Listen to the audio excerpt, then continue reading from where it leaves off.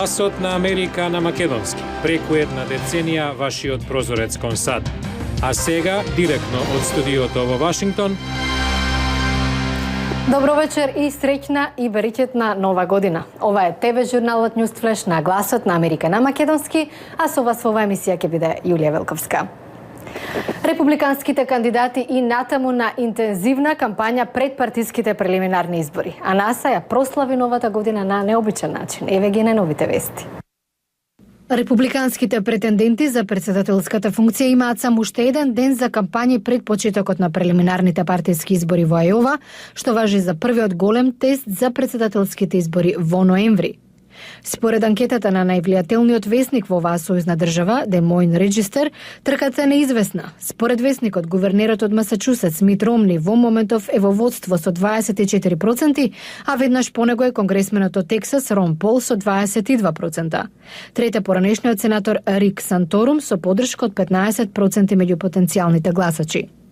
Весникот додава дека 41% од оние кои планираат да учествуваат на изборите се уште се неодредени за кого ќе гласаат или дека е можно да го променат своето мислење пред вторник.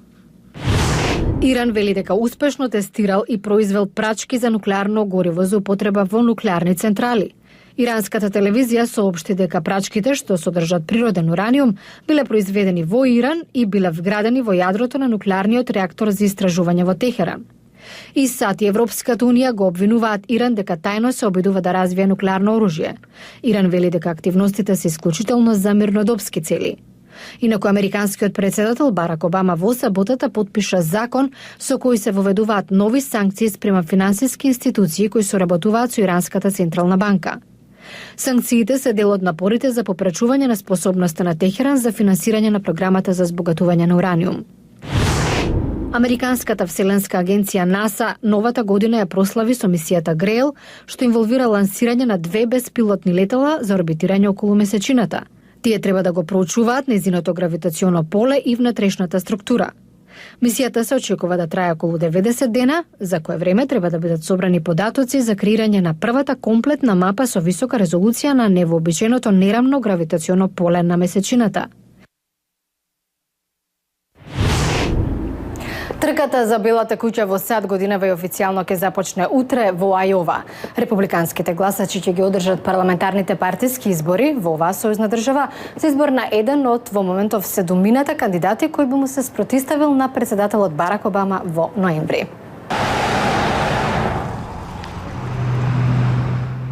Ке беше само уште еден тивок зимски ден во малиот град Атлантик, сместен меѓу сликовити фарми и брда во западна Ајова, ако председателскиот кандидат Њут Гингрич не влезеше во градот.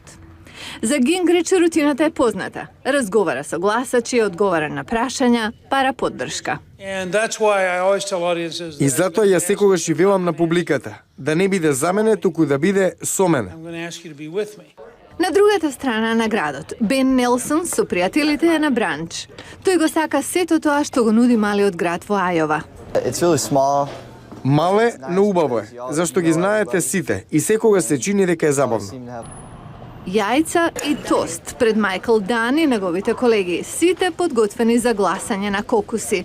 Кога се работи за избирање председател, тој вели кај жителите нема дилеми.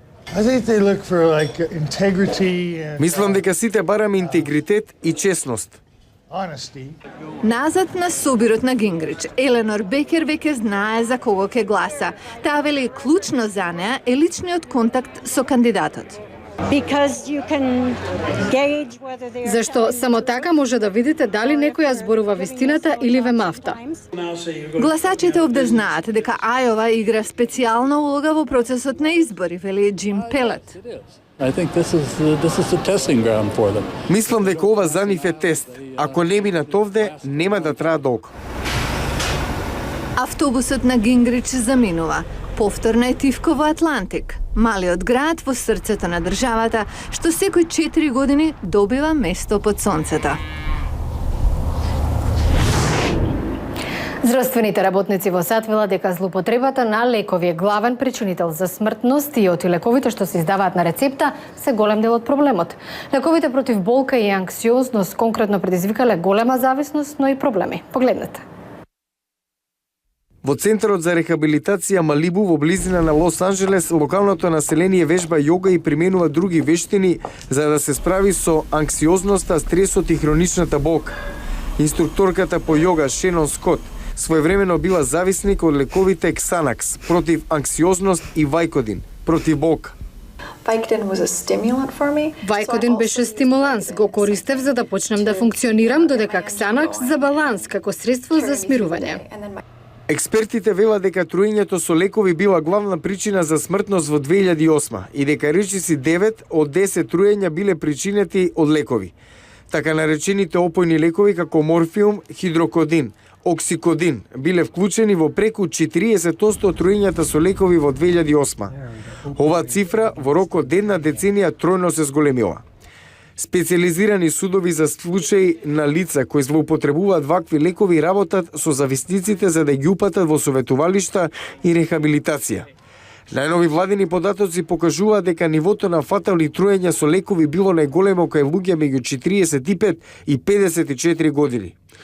Во случај на лековите против болка, телото прекинало да произведува природен одбранбен механизам за болка и затоа треба да се земаат по вештачки пат, со потреба за зголемување на дозата.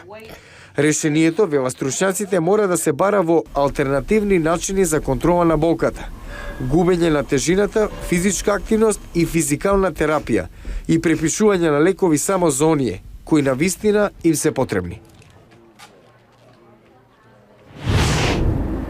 А утре емиграцијата и натаму клучно прашање во САД. Многумина од латиноамериканците со внимание пратат каков е ставот на претседателските кандидати на оваа тема. Гледате во утрешен Ньюсфлеш. Нелегалните имигранти во САД, прашање на врвот на агендата и во овие претседателски избори. Гледајте утре во Ньюсфлеш.